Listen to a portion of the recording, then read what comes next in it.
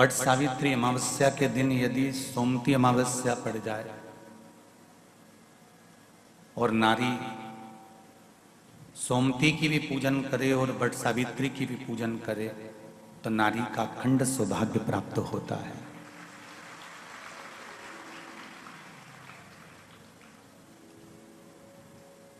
त्रिवेणी संगम आज नवग्रह शिव महापुराण की कथा में जो ये त्रिवेणी संगम पड़ा है, वट सावित्री, सोमती और शनि महाराज की जयंती, ये त्रिवेणी स्नान के बराबर है।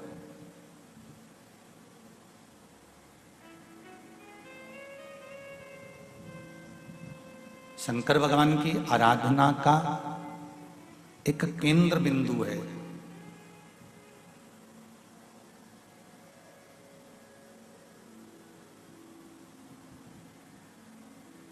सोमती अमावस्या का मतलब क्या होता है?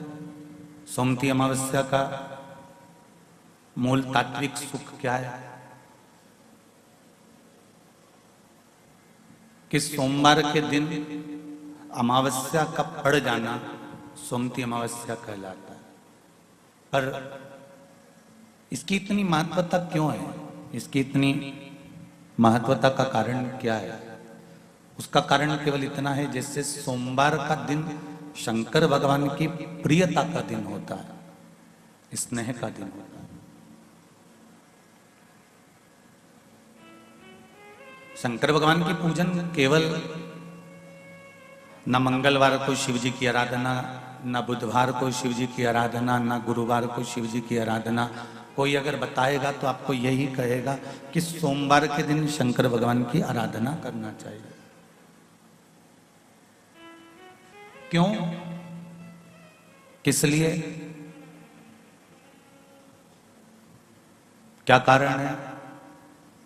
तो शिव महापुराण की कथा कहती है, जिस दिन भगवान शंकर ने 12 को प्रकट करा था, रविवार, सोमवार, मंगल, बुध, गुरु, शुक्र, शनि, ये शंकर भगवान के द्वारा प्रकट है, ये शिव जी के द्वारा प्रकट है। इनकी जो प्रागट्यता है, इनका जो प्रागट्य है, वो शंकर जी के द्वारा। दिन, पल, घड़ी, नक्षत्र, समय, ये जितना भी बनाया है, घड़ी है, पल है, नक्षत्र है, समय है, ये सब मेरे देव अधिदेव महादेव ने बनाया है। आपको लगता हो कि शिवर वाले महाराज बोल रहे हैं, हो सकता है कि वो अपने मन से बोल रहे हों। तो गीता प्रेस गोरखपुर की शिव महापुराण की कथा, शिव महापुराण गीता प्रेस गोरखपुर की हिंदी की आप अपने घर पर ले आना और उसकी विदेश्वर संहिता को पढ़ना प्रारंभ करना, तो आपको मालूम पड़ जाएगा कि वार बनाने वाला भी शंकर भगवान है, तिथि बनाने वाले भी शंकर भगवान है, नक्षत्र बनाने वाले भी शंकर भगवान है, पल बनाने वाले भी शंकर भगवान है, घड़ी बनाने वाले भी शंकर भगवान। आपको ये ज्ञात हो जाएगा।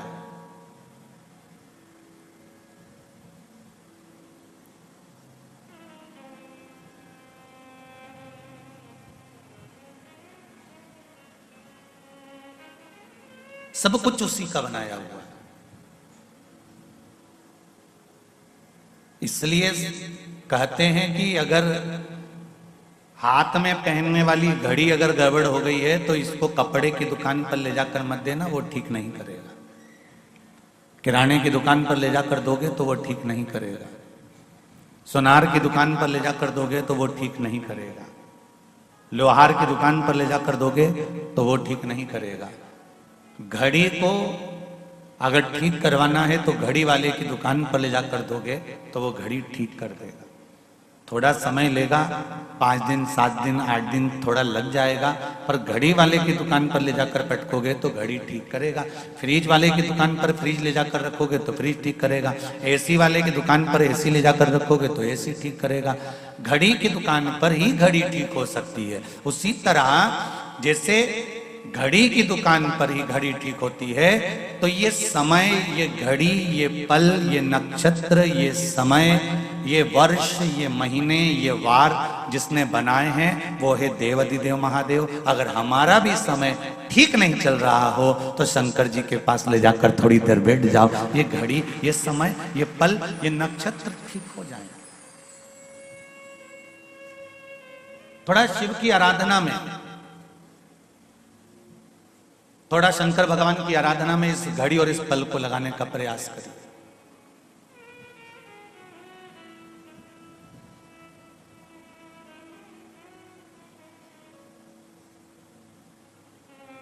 एक तेरे ही भरोसे बाबा, तेरे ही भरोसे हवा बिच उड़ती जावांगी बाबा, डोर हथो छड़ी नामे कटी जावांगी। भोले मैं तेरी पतंग, ओ शंभो मैं तेरी पतंग, हवा बिच उड़ती जावांगी बाबा, डोर हथो छड़ी नामे कटी जावांगी। हमारा अगर समय बेकार चल रहा है, हमारा समय अनुकूल नहीं है, ठीक नहीं है, श्रेष्ठ नहीं है, कुछ उसमें गड़बड़ी चल रही है, तो जिसने बनाया है, जिसने निर्माण किया है, उस परमात्मा के पास ले जाकर रख दीजिए, उस परमात्मा के पास जाना शुरू कर दीजिए, तो वो इस मनुष्य देह की घड़ी को थोड़ा ठीक करना प्रारंभ कर देगा, मानव देह की घड़ी को श्रेष्ठ कर देगा। गूंजना बंद कर पाते। इस समय को श्रेष्ठ जगह पर लगाना चाहिए। ये सीधा हाथ है, ये उल्टा हाथ है। सब अच्छा काम कौन से हाथ से होना चाहिए? जम के बोलो जरा, सीधे हाथ से। तो इस उल्टे हाथ को बुरा नहीं लगता होगा कि बताओ मैंने कौन सा पाप किया? दान करो तो सीधे हाथ से, पूजन करो तो सीधे हाथ से, भोजन करो तो सीधे हाथ से, पुण्य कर्म करो तो सीधे हाथ से। तो मैंने ऐसा कौन सा बेकार काम कर दिया जो मेरा प्रयोग नहीं करते, मेरा उल्टा हाथ का प्रयोग नहीं करते? एक दिन उल्टे हाथ ने जाकर किसी सदगुरु से कहा, गुरुदेव मेरा प्रयोग क्यों नहीं होता, इस हाथ का उपयोग क्यों नहीं होता, मैं बड़ा दुखी हूं। तो इतने में गुरुजी ने कहा, तो चिंता मत कर, जब कोई सीधे हाथ से दान करे ना तो तू उस हाथ को टच कर लेना, तो तेरा प्रयोग होना प्रारंभ हो जाएगा। बस इतना कर। जब अच्छा समय ना चले, जब श्रेष्ठ समय ना चले, जब श्रेष्ठ समय ना आए, तुम्हें ऐसा लग रहा हो कि श्रेष्ठता का समय नहीं चल रहा है, अच्छा समय नहीं चल रहा है, तो एक काम करना, जो अच्छा काम कर रहा हो, जो श्रेष्ठ काम कर रहा हो, जो भगवान की भक्ति में लगा हुआ हो, जो भगवान के स्मरण में लगा हुआ हो, बस उससे टच कर कर चलते रहना, तो हो सकता है कि हमारी जिंदगी भी अच्छी हो जाए। थोड़ा उससे लगकर चलो। शंभू शंभू, थोड़ा उससे लगकर चलने का प्रयास करें।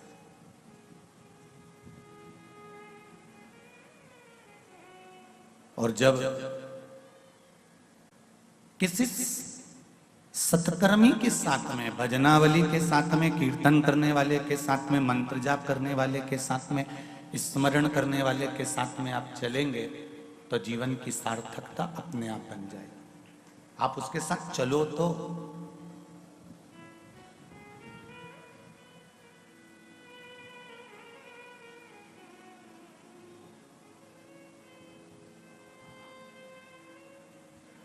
गंगा मैया के जल से कार्तिकेय बाबा की उत्पत्ति हुई, कार्तिकेय बाबा प्रकट हुए।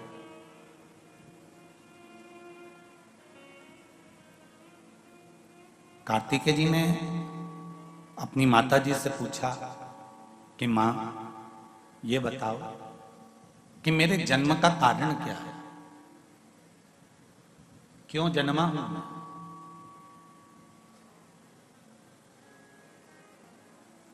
मेरे जन्म का कारण है क्या? मेरे जन्म का कारण क्या हो? तो मां तुरंत बोली कि तुम्हारे जन्म का एक कारण है तारकासुर का संहार।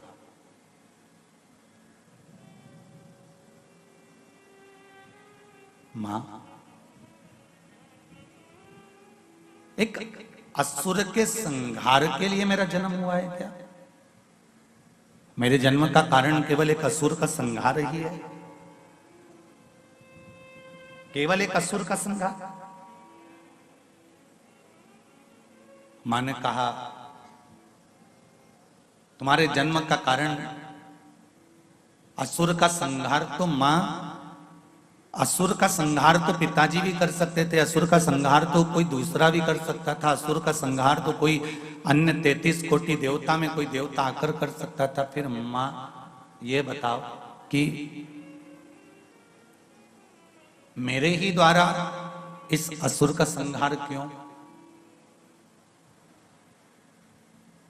किस लिए?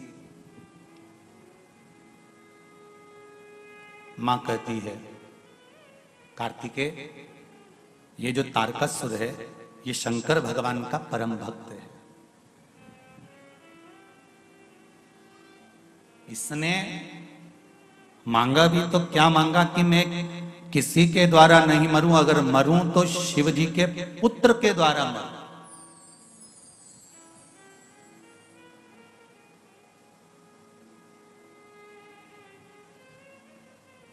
जो अच्छा होता है ना वो अच्छा ही सोचता है, जो श्रेष्ठ होता है वो श्रेष्ठ ही सोचता है।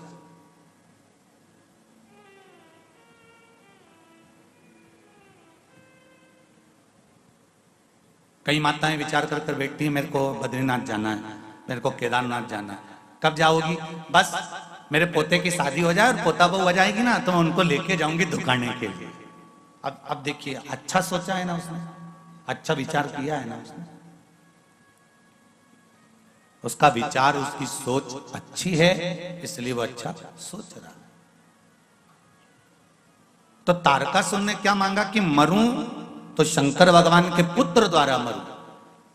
तो माता पार्वती जी ने कार्तिकेय से कहा कि यह असुर जरूर है पर शंकर जी का भक्त है, शिव का उपासक है, शिव का भक्त है, शंकर की आराधना करता है, शिव की उपासना करता है और इसके मन में शिव जी के प्रति बड़ा भाव है, हृदय में बड़ा आनंद है शंकर जी के प्रति। इसलिए ये मांग रहा है कि भगवान शिव के पुत्र द्वारा मरूं, क्योंकि जो भगवान का भक्त होता है, जो जिससे लगा हुआ होता है, जिसके प्रति जिसका स्नेह होता है, उसको वो कभी दुखी नहीं देख सकता। तारकासुर शंकर भगवान अकेले बैठकर तब साधना कर रहे थे, अकेले बैठकर आराधना कर रहे थे, सती माता जलकर भस्म हो चुकी थी। तो तारकासुर को लगा कि मेरे भोलेनाथ, मेरे शंकर, मेरे त्रिकालदर्शी, मेरे कैलाशी, मेरे अविनाशी, मेरे शिव अकेले हैं और यदि ये अकेले रहेंगे तो मुझे कितना बुरा लगेगा। इनकी भी जोड़ी बन जाए जैसे लक्ष्मी और नारायण की है, ब्रह्मा और ब्रह्माणी की है, इंद्र और इंद्राणी की है, इनकी भी एक जोड़ी बन जाए, शंभु इनकी भी एक जोड़ी बन जाए, बस इतना।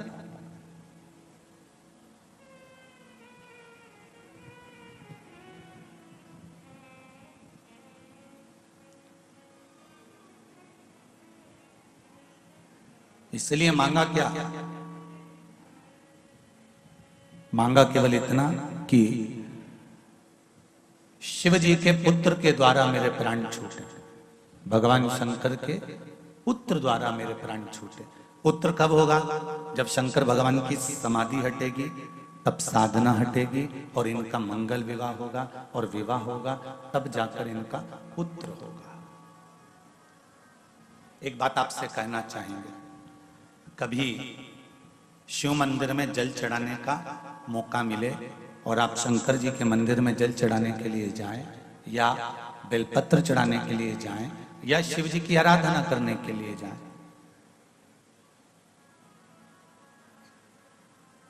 आप जब शिव जी के सम्मुख में भगवान शंकर के पास, भगवान ओगड़दानी के पास में, मेरे भोलेनाथ जी के पास में जब जाएं तो केवल जल चढ़ाकर वापिस मत आना, केवल बेलपत्र चढ़ाकर वापिस मत आना, केवल चावल का दाना या पुष्प चढ़ाकर वापिस ना आना, दिया लगाकर वापिस ना आना।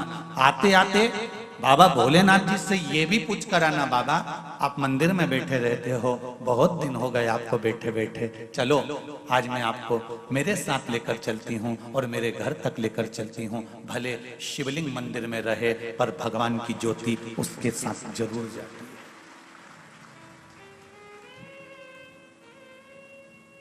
शिवलिंग भले मंदिर में रहे। हम क्यों कहते हैं कि 12 ज्योतिर्लिंग?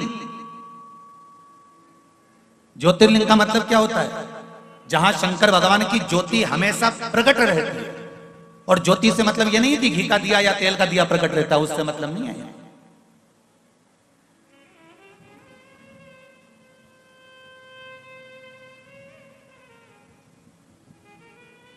हम ज्योतिर्लिंग का मतलब क्या समझे? जहां पर भगवान शंकर की ज्योत जल रही है उसका मतलब ज्योतिर्लिंग? नहीं नहीं नहीं। जहां घी का दिया जल रहा है उसका ज्योतिर्लिंग? नहीं। जहां तेल का दिया जल रहा है उसका मतलब ज्योतिर्लिंग? नहीं। ज्योतिर्लिंग का मतलब होता है जहां पर शंकर पार्वती 24 घंटे उस भूमि पर, उस स्थान पर विद्यमान है। इसलिए कैलाश पर माता पार्वती जी ने जब एक प्रश्न किया था तो अमरनाथ की गुफा में शंकर भगवान ने पार्वती को अमर कथा सुनाई थी और उस अमर कथा में माता पार्वती जी ने एक प्रश्न किया था।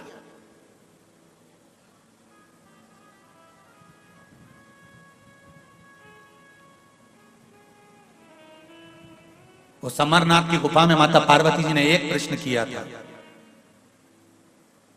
आप जिस स्थान पर विराजमान होते हो उस स्थान से आप कितनी देर के लिए ओझल होते हो, कितनी देर के लिए जाते हो? बहुत ध्यान से सुनना रे भाई। आप अगर 2 साल से 3 साल से 4 साल से 5 साल से 8 साल से अगर शिव महापुराण की कथा सुन रहे हो तो उसमें आज की कथा बड़ी विशेषता में ध्यान रखना। सोमती अमावस्या नवग्रह शिव महापुराण की कथा हैदराबाद बाहेती परिवार द्वारा जो हो रही है उस पर ध्यान दीजिएगा। और अगर सुनने से वंचित रह जाओ तो बाद में सुन लेना, पर सुनना जरूर कथा। आप कितनी देर, कितनी घड़ी, कितने पल, कितने क्षण, कितने समय आप किस जगह पर रहते हो, ये पार्वती जी ने अमरनाथ जी की गुफा में माता पार्वती ने शिव जी से प्रश्न किया, जिस समय पर अमर कथा बाबा देवाधिदेव महादेव माता पार्वती को सुना रहे थे।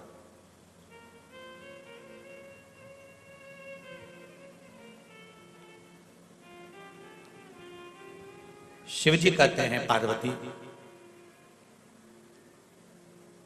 जब सोमवार का दिन होता है, चंद्र का दिन होता है, जिस दिन मैंने चंद्र की काया को ठीक करा था,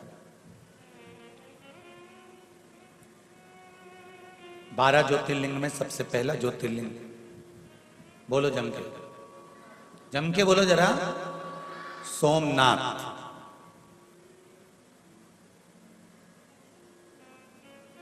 पहली गिनती में सोमनाथ जी को क्यों दिया गया?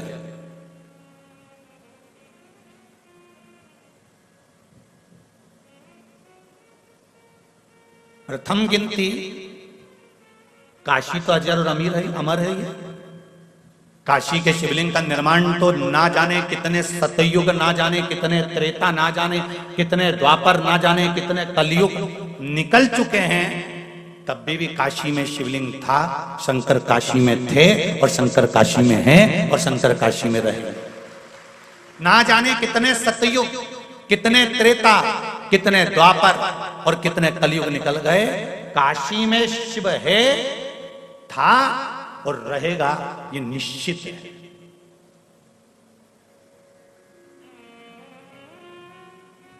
तो पहला ज्योतिर्लिंग तो फिर काशी को गिना जाना था, पर पहला किसको गिना है? सोमनाथ जी को। कारण क्या है? भगवान शंकर कहते हैं कि चंद्र से मैंने जब 12 का निर्माण किया, सोमवार, मंगलवार, बुधवार, गुरुवार, शुक्रवार, शनिवार, ये मैंने जो बनाए हैं, इन 12 का मैंने जो निर्माण करा है नवग्रह के हिसाब से, उसमें प्रथम चंद्र को लिया है, चंद्र के बाद में, उसके बाद मैंने सारे ग्रहों को लिया, क्योंकि एक ग्रह को मैं अगर संभाल लेता हूं तो बाकी के ग्रह अपने आप संभल जाते हैं। अगर घर का प्रथम बेटा अच्छा निकल जाए तो बाकी के बेटों को मार्ग वो बड़ा बेटा ही प्रदान कर देता है, बदल नहीं पाता।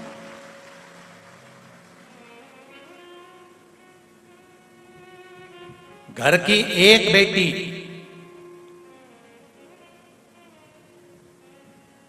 घर की अगर बड़ी बेटी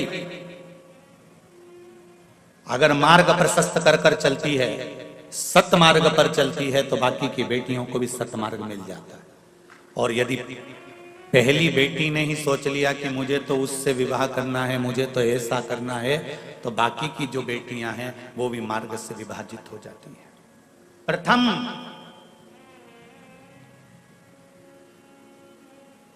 थोड़ा सा बुरा जरूर लगेगा हैदराबाद वालों, पर एक बात कहना चाहूंगा, लोगों के पास में धन बढ़ते जा रहा है और शरीर से कपड़ा कम होते चले जा रहा है। थोड़ा बुरा जरूर लगेगा, आप हमको अगली बार बुलाओ ना बुलाओ ये आपकी मर्जी है, पर कहने में पीछे नहीं हटता। जब मध्य प्रदेश नहीं छोड़ता तो तेलंगाना काहे को छोड़ूंगा।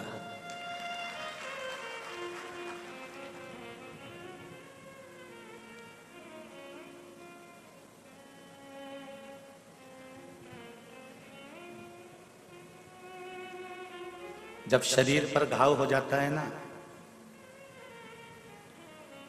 तो डॉक्टर क्या करता है? उस घाव को खुला छोड़ देता है क्या? जम के तो बोलो नहीं। क्या लपेटता है? पट्टी।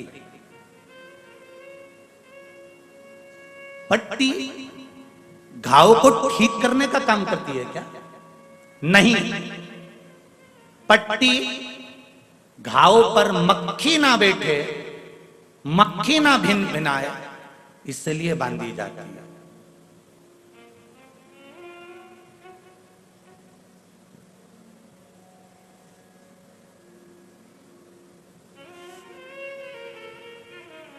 घाव पर पट्टी ना बांधे तो मक्खी भिनकती है, उसी तरह तन पर कपड़ा ना रहे तो ये दूसरी मक्खियां बहुत भिनकती हैं।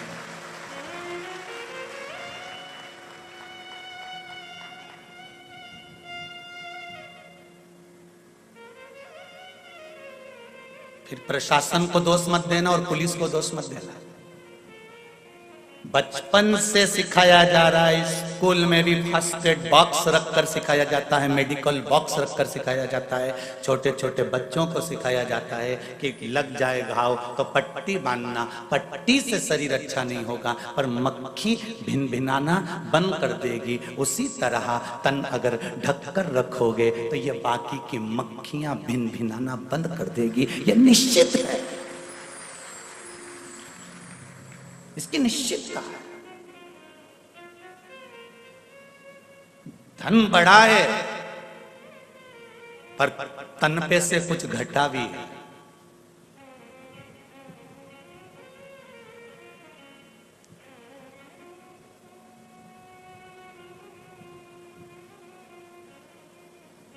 कुछ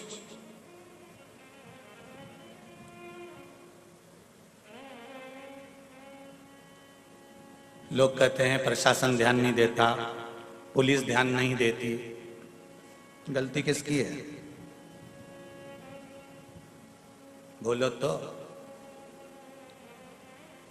ये मक्खियां झूम क्यों रही हैं? घाव खुला है, घाव खुला है इसलिए मक्खियां झूम रही हैं। एक बात पहले कही थी, आपको ध्यान में होगी।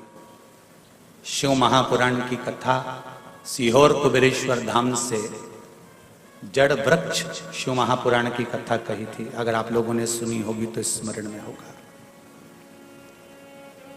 तुलसी का पौधा लाओ और पौधे को ऐसे ही खुला छोड़ दो, उसमें मिट्टी मत डालो, तुलसी का पौधा पनपेगा? जम के तो बोलो नहीं। बेलपत्री के पौधे को लाओ, उसकी जड़ पर मिट्टी मत डालो, बेलपत्री का पौधा पनपेगा? बोलते जाओ जरा जल्दी नहीं। पीपल का पौधा लाओ, उसकी जड़ पर मिट्टी मत डालो, क्या पीपल का पौधा पनपेगा? नहीं।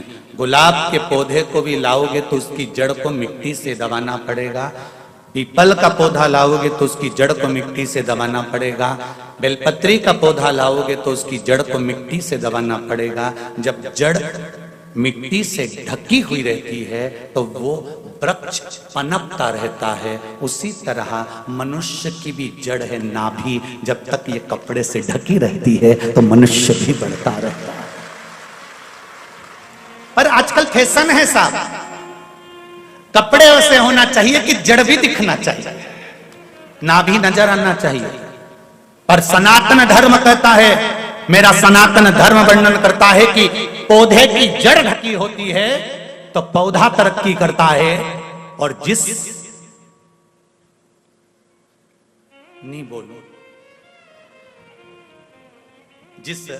मनुष्य की नारी की जड़ ढकी होती है वो नारी भी कुल की मर्यादा को आगे बढ़ा देती है। अब कितना कहें, समझने वाला व्यक्ति उतने में समझ सकता है, इससे ज्यादा क्या कहोगे।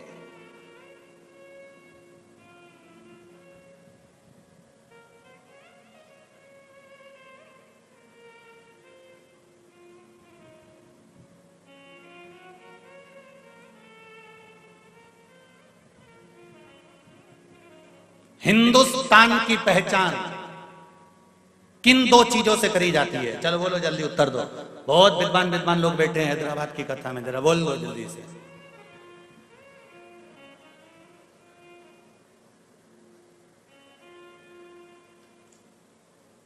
दो जो भैया माइक जो जरा, जीजी बोलने वाली है उनको दो जरा माइक को। हाँ खड़ी हो जाओ। मेरे हिंदुस्तान की पहचान किन दो चीजों से करी जाती है?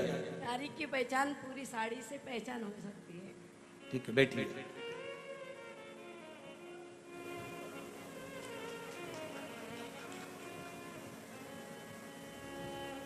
इधर दो माइक को, जीजी बोलने वाली। हाँ खड़े हो जाओ, हो जाओ खड़े जल्दी। देव देव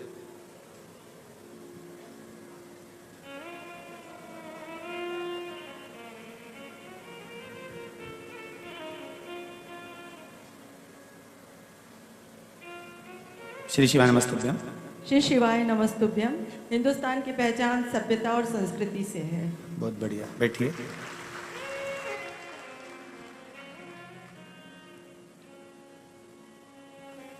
हिंदुस्तान की पहचान किन दो चीजों से करी जाती है?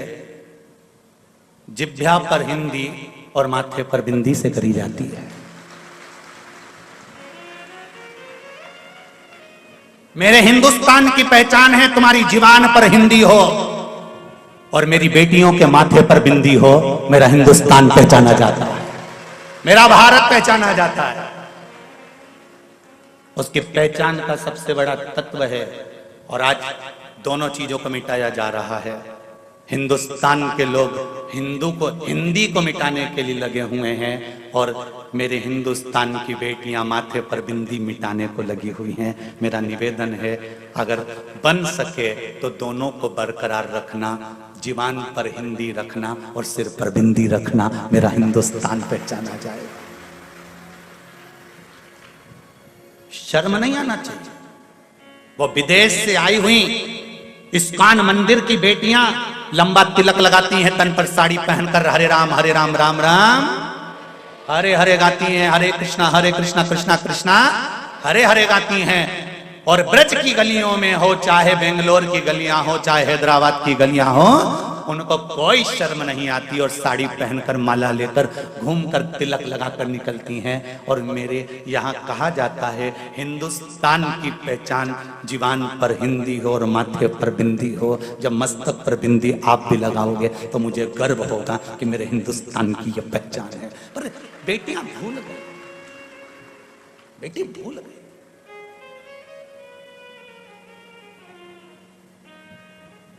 धन बढ़े तुम्हारे यहाँ, हम मना नहीं।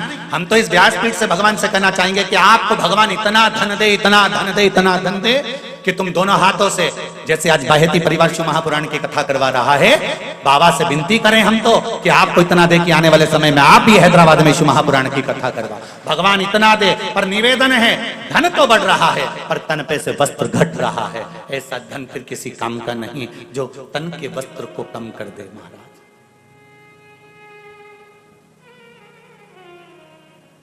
प्रथम नवग्रह शिव महापुराण की कथा चल रही है, थोड़ा ध्यान लगाकर सुनिएगा। और अगर आपको जिंदगी में अच्छा लगे तो इस हिंदुस्तान की दो पहचान को अगर अच्छा लगे तो टीवी के माध्यम से काट कर व्हाट्सएप पर, इंस्टाग्राम पर जरूर सबको भेज देना कि मेरे हिंदुस्तान की दो पहचान है। एक जीवान पर हिंदी और जम के बोलो माथे पर बिंदी, ये मेरे हिंदुस्तान की पहचान है।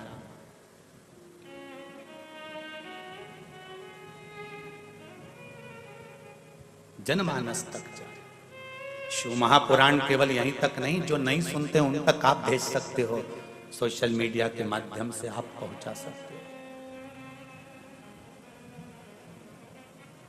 घाव पर पट्टी बंधना जरूरी है,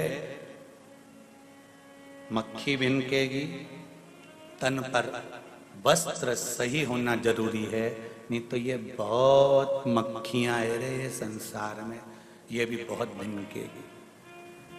फिर प्रशासन को या पुलिस को दोष मत देना कि ये कुछ नहीं करते, वो तो कहते हैं कि पट्टी बांध के रखो ना घाव पर, तन पर अच्छे कपड़े पहन कर रखो, किसी की सामर्थ्यता है कि भिनक जाए।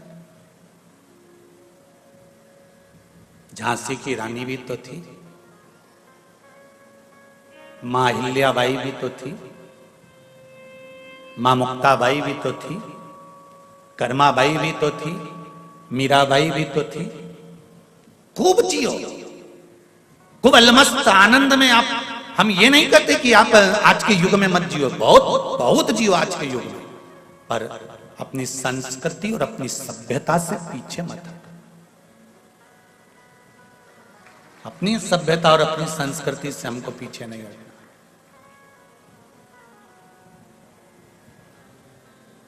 भगवान से हम तो ये कहो रोज प्रतिदिन, बाबा मेरे देव अधिदेव महादेव, विनती करती हूं आपसे, आज सोमती अमावस्या का दिन है, बाबा बस इतनी विनती करना कि किसी की गरज ना रहे और किसी का करज ना रहे।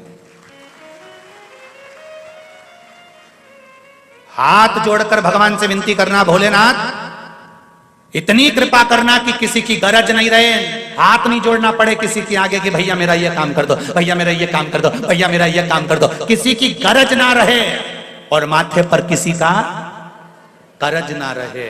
भोलेनाथ जब प्राण त्याग कर जाऊं तब अलमस्त होकर भगवान का भजन करती करती जाऊं, कोई चिंता नहीं, ना गरज, ना तो मैंने उससे कहा कि मेरा यह काम कर दे, ना मुझे किसी की गरज की जरूरत पड़ी, ना मैंने किसी से कहा कि मेरा यह काम करना। कहा तो मेरे भोलेनाथ जी से कहा तो मेरे शंभू से कहा तो मेरे ओघरदानी से कहा तो मेरे शंकर से कहा। गरज और करज मुझे किसी का भी ना रहे, इतनी कृपा करना बाबा, ना गरज रहे ना करज रहे। नीति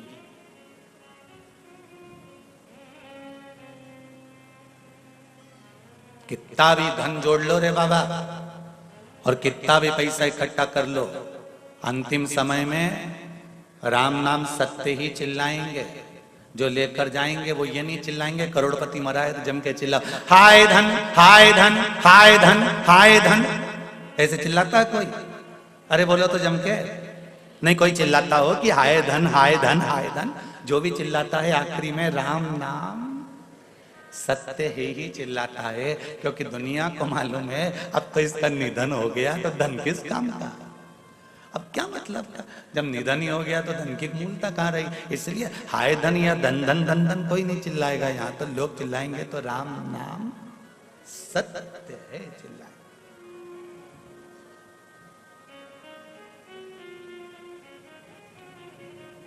गिरा दिया।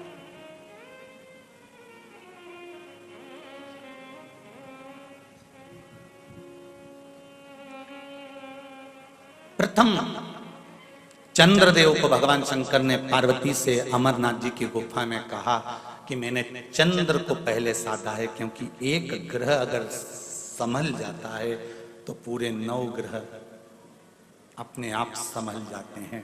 घर का प्रथम बेटा, घर की प्रथम बेटी अगर संस्कारवान निकल जाती है तो ये निश्चित है कि बाकी के बच्चे भी संस्कारवान निकल जाएंगे। प्रथम को संभाला है, प्रथम।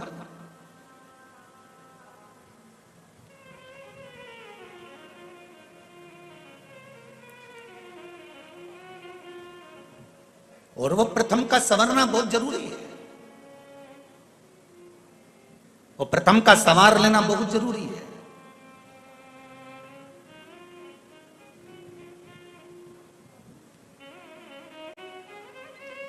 हम लोग चिल्लाते हैं हम सुधरेंगे, युग सुधरेगा, हम बदलेंगे, युग बदलेगा। धर्म की, अरे बोलो तो, अधर्म का, प्राणियों में, विश्व का, गौ माता की जय। ये चिल्लाते चिल्लाते पूरी जिंदगी निकल गई। हम बदलेंगे, युग बदलेगा। हमको देखकर दुनिया जीना चाहती है तो हम क्यों ना बदलें।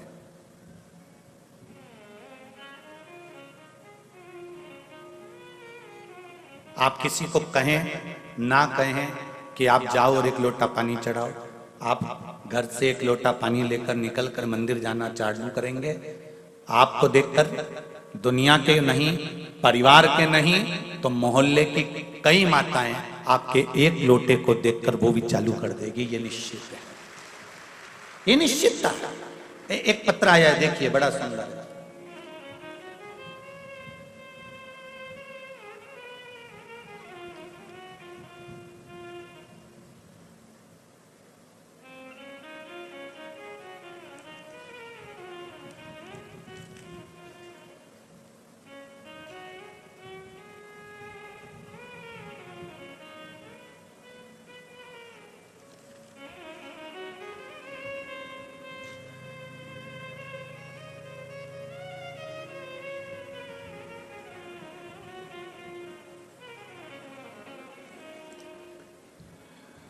मेरा नाम मंगल अनिल कोलेकर है।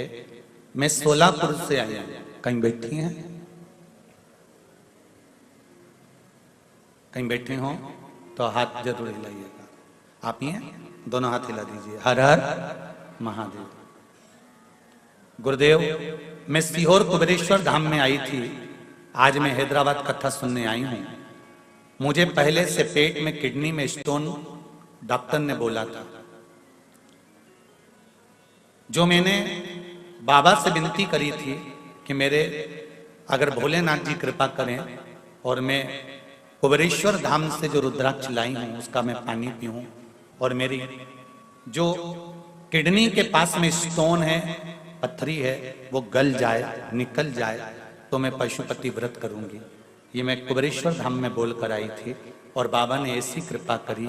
गुरुदेव, डॉक्टर ने कहा था पथरी बड़ी है, स्टोन बड़ा है और किडनी के पास में है तो नुकसानदायक है, पर वो रुद्राक्ष का जल मैंने पीना चालू करा और बाबा की कृपा से मैंने कहा था कि मैं पशुपति व्रत जब भी करूंगी जब मेरा ये स्टोन निकल जाएगा, और मेरे यूरिन के माध्यम से वो स्टोन निकल गया और जांच कराया तो उसमें अब स्टोन नहीं है और मैंने पशुपति व्रत प्रारंभ किया है। ये शिव कृपा है। बैठो बहन, हर हर महादेव। शिव कृपा इसको कर। आपका विश्वास, आपका भरोसा, आपकी दृढ़ता, आप स्वयं शिव का भजन करो ना। आप करोगे, दूसरा स्वयं करेगा।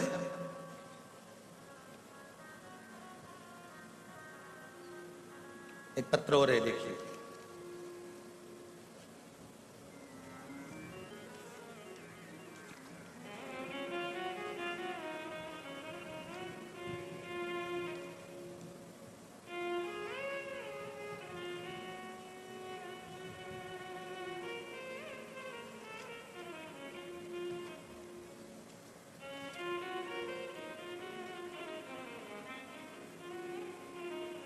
मेरा नाम रत्ना सिंह है। मैं धूलपेट निवासी हैदराबाद से हूं। कहीं बैठी हैं?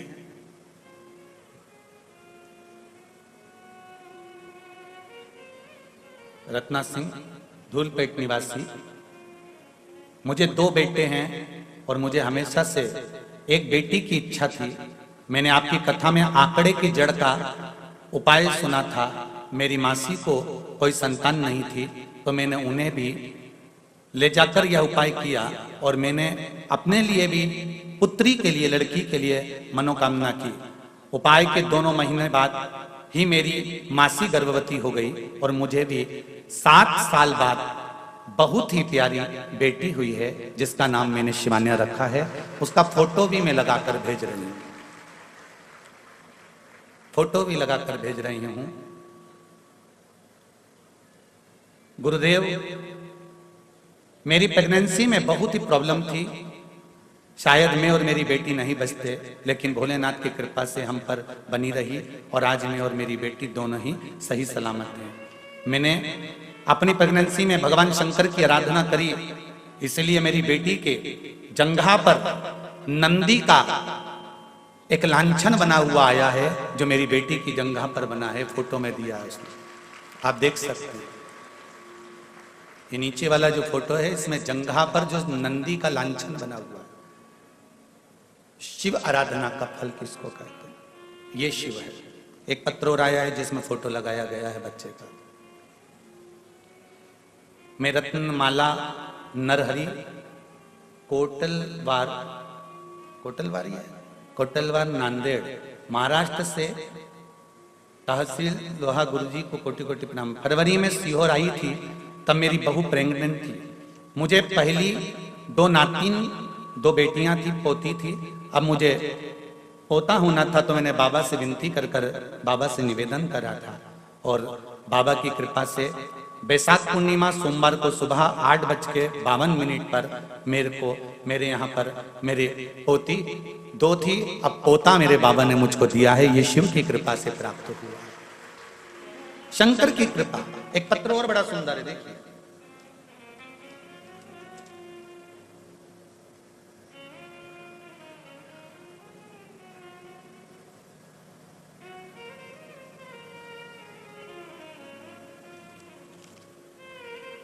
रजनीकांत भट्ट, बिटिया छवि वेदिका भट्ट, मंदसौर मध्य प्रदेश से आई हैं। आप हैं? श्री शिवाय नमस्तुभ्यम।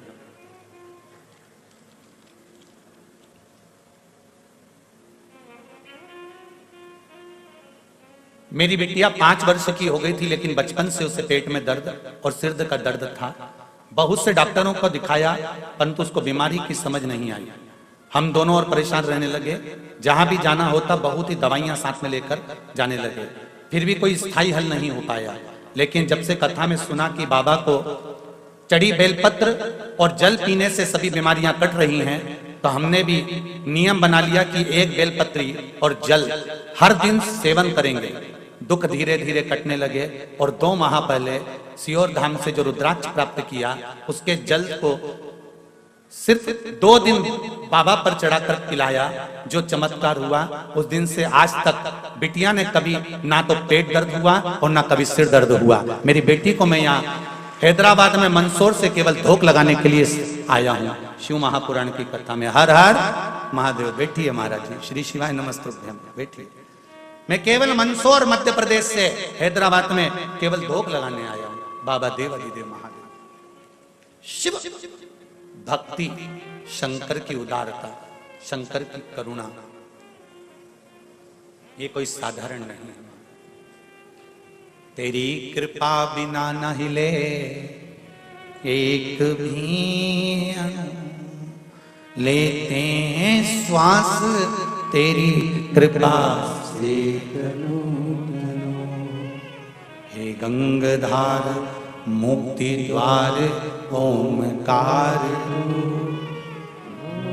ओमकार तू आयो शरण तिहारी शंभु तार तार। शिव की आराधना से जो सुख मिलता है वो कहीं नहीं मिल सकता। सारी समस्या का हल एक लोटा जल। फिर दुनिया चाहे कितना भी विरोध करे, चाहे दुनिया कितने भी अपशब्द कहे, चाहे दुनिया कितना भी ताना दे, किसी को हार्ट अटैक भी आ गया, डॉक्टर अपना काम करेगा। तुम एक बार लोटा लेकर पानी लेकर शिव के मंदिर तो जाओ। जिसकी हालत वेंटिलेटर पर पड़ा हुआ है, उसका नाम और गोत्र बोलकर बाबा से दिल से कहकर, बाबा उसके छोटे बच्चे हैं, बचा लो ना उसको। जब राजा श्वेत के प्राण आप बचा सकते हो, तो क्या इसके प्राण नहीं बचा सकते? दिल से गणेश कार्तिकेय पर जल चढ़ाकर, अशोक सुंदरी पर जल चढ़ाकर, जया विषहरा के कमंडल को देखते हुए, जलाधारी को देखते हुए शंकर के शिवलिंग पर जल चढ़ा दो। विश्वास कहता है वो वेंटिलेटर से नीचे उतरेगा और बाबा कृपा करेगा। दिल से कहना पड़ेगा, तार बिछाने से कुछ नहीं होगा, कनेक्शन जोड़ना पड़ेगा।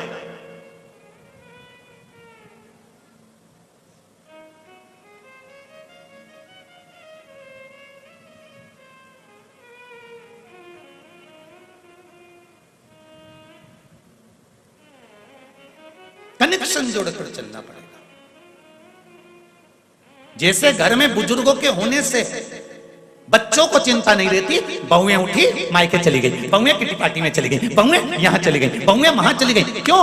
जब तक घर में बूढ़ी माँ है, जब तक घर में बुजुर्ग हैं, तुम तुरंत उठकर चले जाओगे। जिस दिन जिसके घर से बुजुर्ग चले जाते हैं, कहीं जाने के लिए 50 बार सोचना पड़ता है।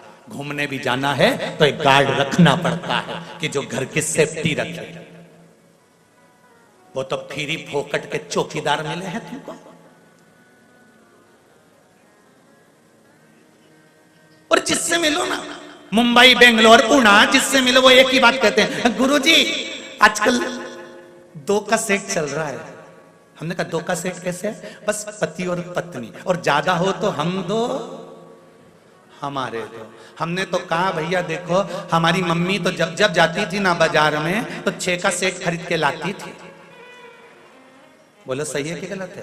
यहाँ पर भी बुजुर्ग माताएं बैठी हैं, बूढ़े बूढ़े लोग बैठे हैं। जब भी बुजुर्ग बाजार जाता था तो 6 का सेट खरीद कर लाता था। स्टील की कटोरी 6, थाली का सेट 6, चीनी का सेट 6, गिलास का सेट 6, चद्दर का सेट 6, बंदरवाल का सेट से पैर पोछनी 6। तो घर में भी 6 का सेट होना चाहिए।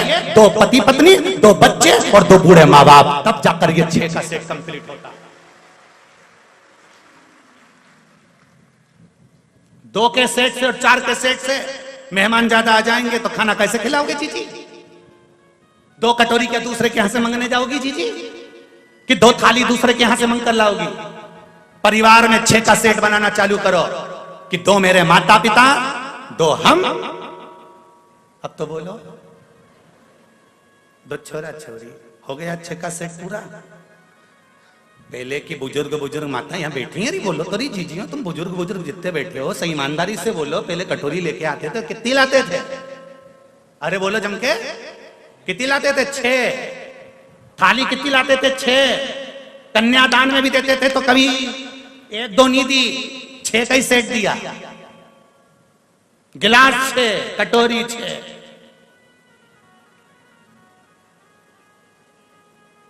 ना जाने किसने लाके छोड़ दिया। हम 2, हमारे 2, मेहमान ज्यादा आ जाए तो थाली धो, भाई वो खा ले, उसके बाद धो के दूसरे को दे।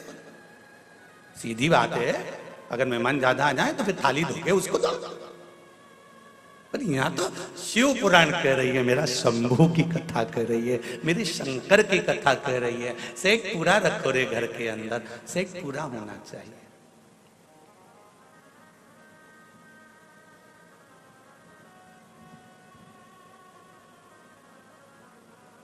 और जब घर में जो बुजुर्ग होते हैं, घर में जो बूढ़े होते हैं, इनके होने से बड़ा लाभ है। केला खाया है कभी तुम लोगों ने? तो केले का जो छिलका होता है ना, वो काला पड़ जाता है, पर अंदर का केला बेकार होता है क्या? नहीं, छिलका भले गड़बड़ हो जाएगा पर अंदर के भाग को अंदर के जो केला है उसको वो बेकार नहीं होने देता, उसी तरह घर के जो माता पिता हैं वो केले के छिलके की तरह हैं। वो भले अवस्था गलती चली जाती है, शरीर ढलता चले जाता है, पर अपने बेटे और बेटी को कभी तकलीफ नहीं आने देते। ऐसे केले के छिलके, माता पिता नहीं है, वो केले के छिलके हैं जो केले को बेकार नहीं होने देते। उसी तरह घर के बुजुर्ग, घर के बड़े आपको कभी बेकार नहीं होने देते।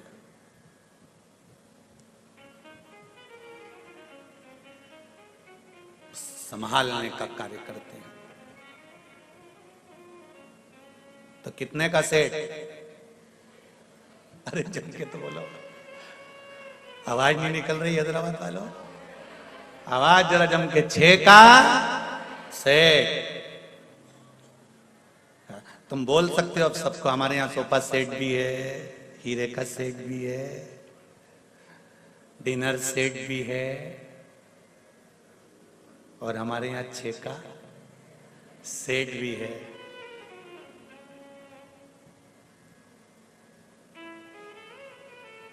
नहीं तो आज का जमाना सोफा सेट भी है, डिनर सेट भी, हीरे का सेट भी है, सोने का सेट भी है, बस आदमी अब सेट है। जमाना बड़ा विचित्र है। सेट रखना है। पार्वती जी ने फिर शिव जी से कहा, प्रथम चंद्र को आपने पकड़ा,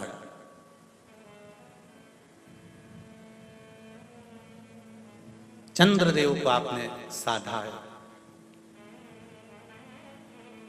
और एक चंद्र को साध कर सारे ग्रहों को अनुकूल कर रखा है। शिवजी कहते हैं कि केवल एक घर का अगर सद जाए तो बाकी को साधने में दिक्कत नहीं होती। तारकासुर को मारने के लिए माता पार्वती कार्तिकेय जी से कहती हैं कि इसने अच्छा सोचा है, गलत नहीं सोचा, इसलिए तुम इसको मारना। तो क्योंकि इसने बरी मांगा है कि मैं शिव जी के पुत्र द्वारा मरूंगा, तो मरेगा तो तुम्हारे याद से, पर इसके हृदय में घात ना हो, इसके शरीर में घात होगी, चल जाएगा।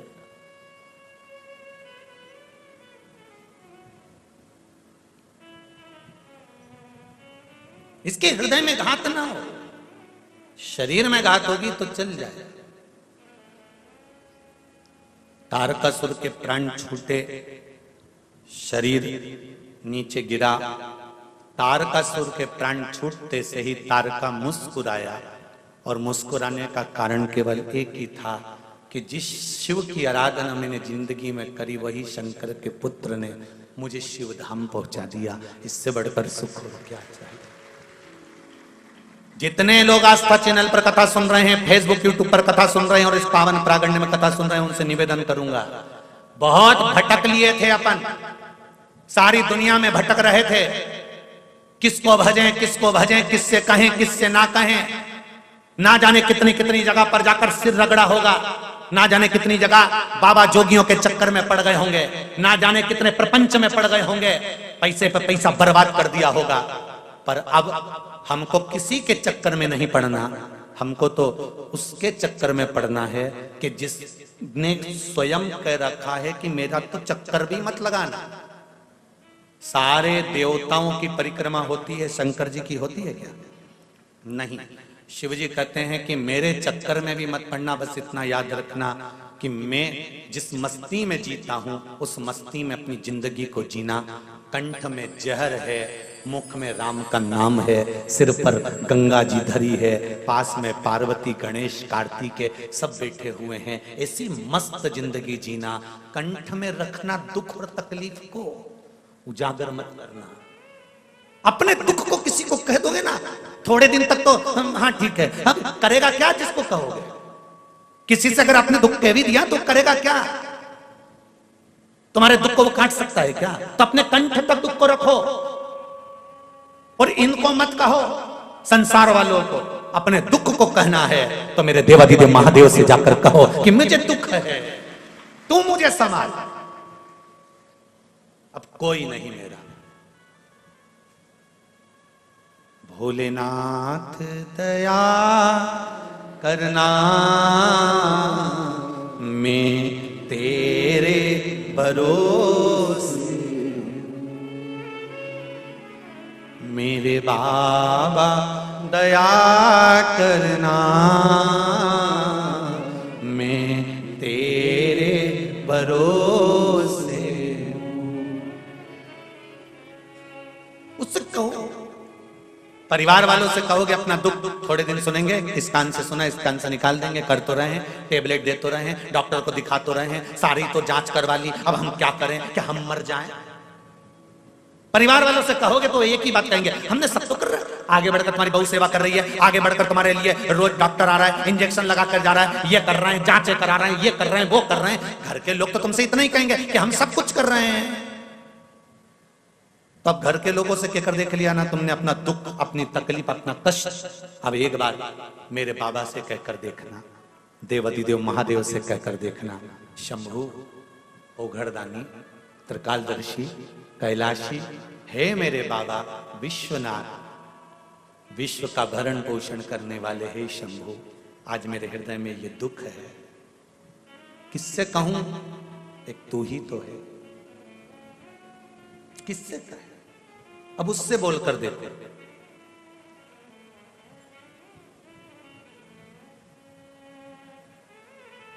घर से निकलो तो श्री शिवाय नमस्तुभ्यम या पंचाक्षर नमः शिवाय या षडाक्षर ओम नमः शिवाय या द्वादशाक्षर ओम नमो भगवते वासुदेवाय या 2.5 अक्षर का कृष्ण या 2 अक्षर का राम कहते हुए निकलो।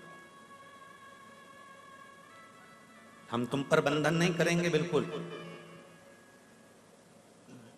हम आपसे ये नहीं कहेंगे कि आप बंद कर रहो शंकर जी के, आप तो घूमते रहो,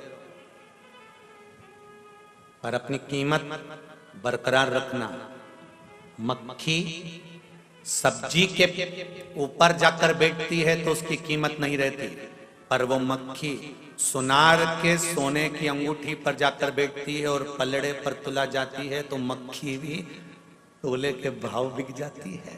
अपनी कीमत समझना, हर कीमत बैठ जाना, जाकर बैठना तो देवाधिदेव महादेव के पास जाकर बैठना, कीमतवान बन जाओ। तुम्हारी कीमत तुम्हें बनाना है, तुम्हारी कीमत तुम्हें बरकरार रखना है। गलत जगह पर जाकर बैठ जाना, कहीं का बाबा जोगी के हमारे पास आकर बैठो, हम ये कर देंगे, हम ये कर देंगे, हम ये भभूति उड़ा देंगे, हम ये बेल दे देंगे, हम तुमको ये दे देंगे, हम तुमको वो दे देंगे, और घूमना चालू कर दो और देना चालू कर दो। ऐसे फालतू जगहों पर जाकर मत बैठना, अपनी कीमत बरकरार रखना कि मैं कहूं तो मेरे देवाधिदेव महादेव से कहूं, मेरे शंकर के पास जाकर बैठूं, शिव मंदिर में जाकर बैठूं, शंकर का अनुमोदन करूं। मंदिर भी नहीं जा सकती तो अपने घर में बैठकर उस शंकर का अनुमोदन करना चाहती हूं। 3.5 करोड़ रोम छिद्र ये मनुष्य के शरीर में है, 21,600 श्वास ये मनुष्य के शरीर से रोज निकलती है। प्रतिदिन मनुष्य के शरीर से 21,600 श्वास निकलती है। भगवान से कहो कि इन 21,600 श्वास में से कम 100-200 श्वास तेरी निकालना, तेरे भजन की निकालना, तेरे स्मरण की निकालना। 21,600 में से 600 श्वास भी मेरे परमात्मा के नाम की निकल गई तो तुम्हारी 21,000 तो वैसे काम कर गई। तुम उस परमात्मा के नाम की निकालो तो खूब कमाओ दिल से, अपार धन हो तुम्हारे पास में, जितनी तुम्हारी कैपेसिटी है उससे ज्यादा कमाओ। हम तो कहेंगे भगवान तुमको खूब दे, 24 घंटा काम में व्यस्त रखे और तुम्हें मस्त रखे, तुम्हारा दिमाग ये फालतू जगह जाए नहीं, पर उसके साथ एक काम भी करते जाना, थोड़ा थोड़ा थोड़ा थोड़ा प्रभु का नाम भी भजते चले जाना। क्यों?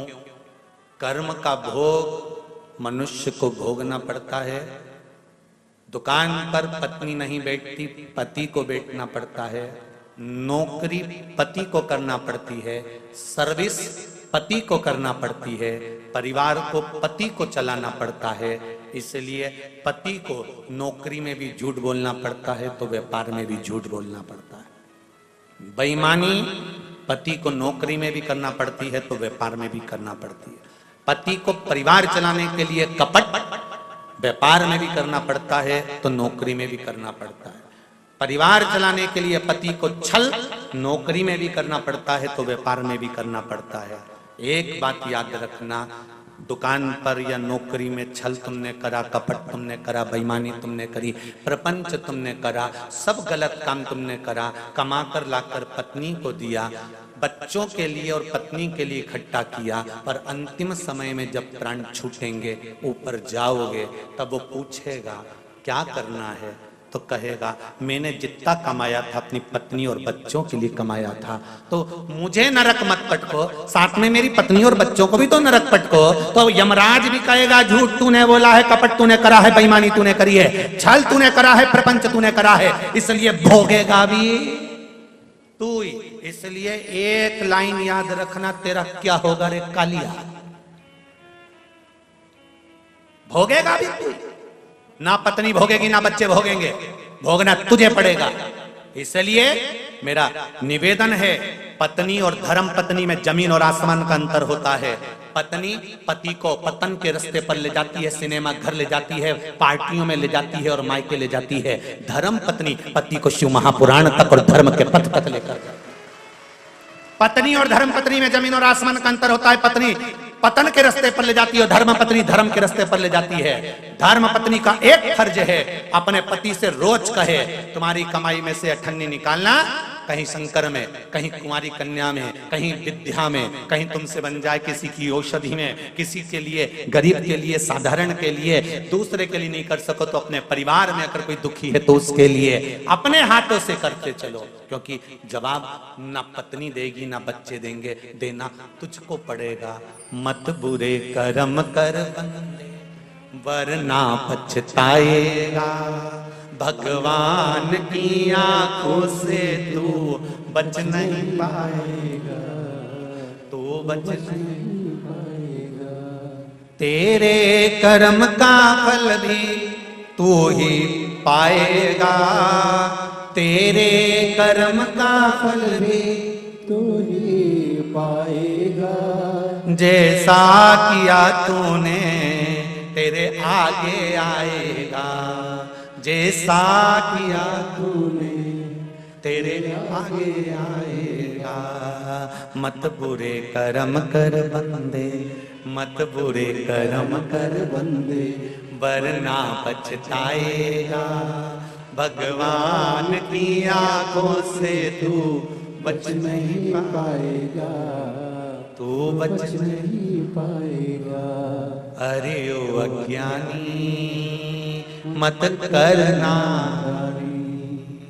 अरे ओ अज्ञानी मत करना। कहाँ पाया?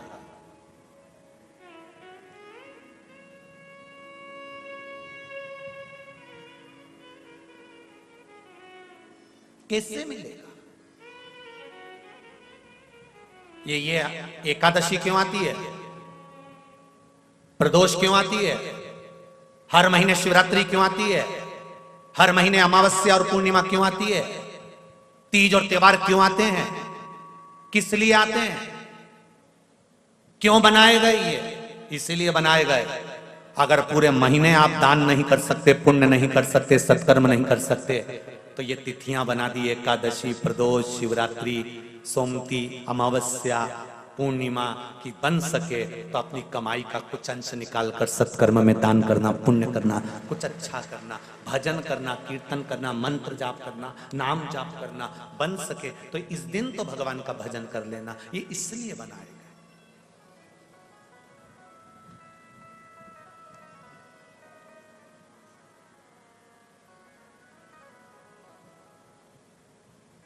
कोई जरूरी नहीं है कि तुम 24 घंटा भगवान का भजन करो, कोई जरूरी नहीं है कि 21,600 श्वास तुम भगवान के नाम की जपते ही रहो।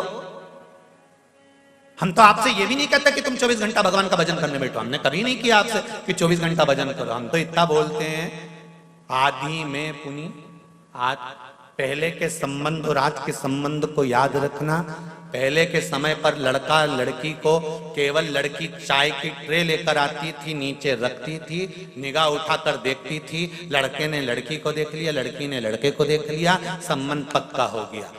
वो विवाह आज तक टिक रहा है, आज तक। ये जितने डोकरा डोकरी बैठे हैं नहीं, इनको देख लो, ये विवाह आज तक टिक रहा है। ना इन्होंने शादी के पहले ना लड़के को देखा था ना लड़के ने लड़की को देखा था। ये जितने बैठे ना 80-80, 70-70, 60-60, 65-70 वाले, इनसे पूछो इन्हें देखा था क्या? नहीं, इनके माँ बाप पक्का कर आए। इन्होंने कहा लड़का लड़की को देखना है, तो ये चाय की ट्रे लेके आई, नीचे रखी, लड़के ने लड़की को देखा, लड़के ने लड़के को देख लिया। कोई बात नहीं, कोई स्माइल नहीं, कोई निगाह उठाकर बात नहीं, और लड़की चाय रखी चली गई। लड़के ने देख लिया लड़की को, लड़की ने लड़के को देख लिया, और विवाह पक्का हो गया। 7 जन्म तक निभने वाला वो संबंध पक्का हो गया, आज तक निभ रहा है। और एक आज के समय का विवाह, लड़का लड़की को दिखाओ, लड़की लड़के को दिखाओ, दोनों में बात पक्की हो जाए तो होटल लेके जाओ, होटल में इनको 1 घंटा पहले बिठाओ, ये इनके समझेगी, ये इनके समझेगा, समझने के बाद ब्याह पक्का हो जाए। 6 महीने तक तो मोबाइल पे बात चलती रहे, रात को 2-2, 3-3 बजे तक सोए नहीं। बेटे की माँ खुश, मारा छोरा, इधर बेटी की माँ खुश, मारी छोरी, ब्याह पक्का हो गया। 1 करोड़ रुपए शादी खर्चे में लगा दिए, मेहमान खाए पिए, डेंटिंग पेंटिंग करके वो जाए, और मालूम पड़े 6 महीने में तलाक हो जाए।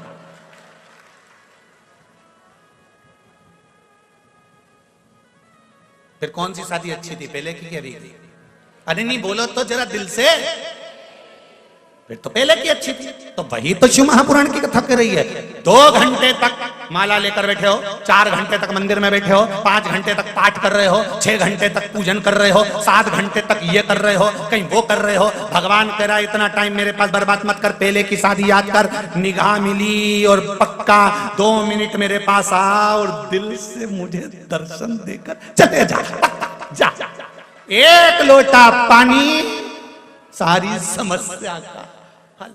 1 लोटा चढ़ाया, ना जी भर के देखा, ना कोई बात की, बड़ी आरज़ू थी मुलाकात की, बस जल लिया, चढ़ाया। घर के लोग कहें कि 4 घंटे मंदिर में अपन को बैठना भी नहीं तो लोग टोकने लगेंगे, मंदिर में क्या कर रही है, इतने घंटे तक क्यों बैठी है? तुम तो लोटा भर के ले जाओ। श्री शिवाय नमस्तुभ्यम। शिव जी को प्रेम से स्पर्श करो और थोड़ी सी स्माइल देकर कह दो कैसे हो महादेव, और कह देना चल रहे हो क्या घर? जा रही मैं, हमारी बहू है ना, ज्यादा देर बैठ जाऊंगी ना तो लड़ने बैठ जाएगी, इसलिए मैं तो चल।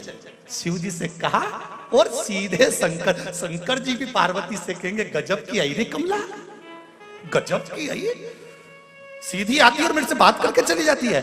पार्वती जी भी थोड़ी थोड़ी ईर्ष्या रखने लगेगी, तुम बहुत बात करने लगे हो आजकल, क्या बात है? दिल से तो कहो परमात्मा मेरा परमात्मा है, उससे दिल से कहो। जब बच्चा अपने बुजुर्गों से दिल से बात करता है ना, तो बुजुर्ग भी दिल से बात करते हैं। एक पोते ने दादी से कहा, दादी ओ दादी। दादी बोली क्या है? वो पड़ोस में पप्पू रहता है ना, हाँ, उसके यहाँ पर आज नुक्ती का रायता बना है, बूंदी बनी है, सेव बना है, चने की सब्जी बनी है, पूड़ी बनी है, पापड़ बना है। दादी बोली बेटा उसके यहाँ बनेगा क्योंकि उसकी दादी मर गई तो उसके यहाँ 12वां है। तो इतने में छोटे से पोते ने दादी का गाल पकड़ के कहा, दादी अपने घर कब बनेगा? दादी ने एक धर के दिया, दादी एक भी धर के, पता ये तो मुझे मारने का प्लान बना रहा है। हृदय से कहो। जब पोता दादी से दिल से बात करता है तो दादी खुश हो जाती है, दादा से दिल से बात करता है तो दादा खुश हो जाता है। मेरा महादेव से दिल से बात करोगे तो मेरा महादेव खुश हो जाएगा। उससे दिल से कहो, दिल से बोलो, हे बाबा हम आपसे बात करने आए, ज्यादा देर नहीं, 2 क्षण, मात्र 2 क्षण, मात्र 2 क्षण।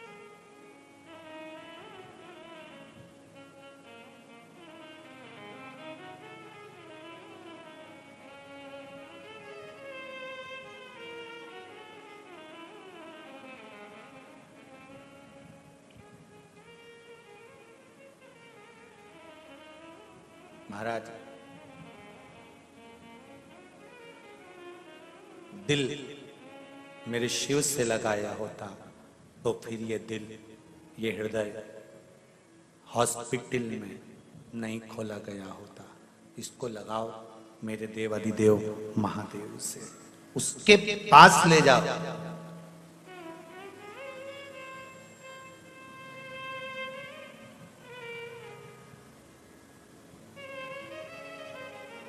उसके नजदीक ले जाओ।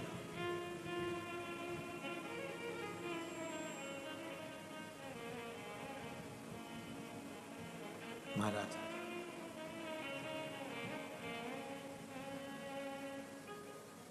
और जब ये मन, ये चित्त, ये हृदय शंभू से लग जाता है, फिर भटकता नहीं है।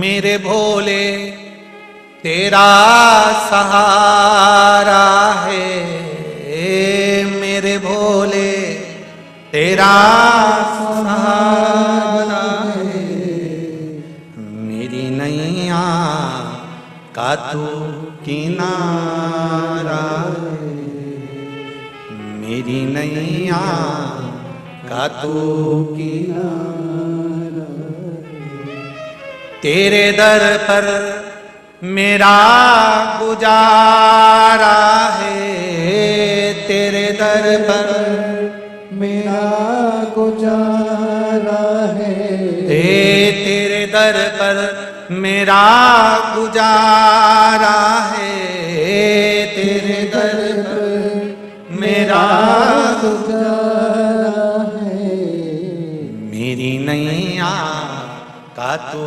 किनारा है, मेरी नैया का तू किनारा है, मेरे भोले तेरा सहारा है, मेरे भोले तेरा सहारा है, मेरी नैया का तू किनारा है, मेरी नैया का तू किनारा है। शिव नाम जपो, शिव नाम जपो, शिव नाम बिना उद्धार नहीं, शिव नाम जपो, शिव नाम जपो, शिव नाम बिना उद्धार नहीं, शिव नाम जपो, शिव नाम जपो, शिव नाम बिना उद्धार नहीं, शिव नाम जपो, शिव नाम जपो, शिव नाम बिना उद्धार नहीं, शिव नाम बिना उद्धार नहीं, शिव नाम बिना उद्धार नहीं, ओ शिव नाम बिना उद्धार नहीं, शिव नाम बिना उद्धार नहीं, ओ विश्वनाथ बिना कल्याण नहीं, विश्वनाथ बिना कल्याण नहीं, भोलेनाथ जपो, शिव नाम जपो, शिव नाम बिना उद्धार नहीं, शिव नाम जपो, शिव नाम जपो, शिव नाम बिना उद्धार नहीं। जय हो, जय हो।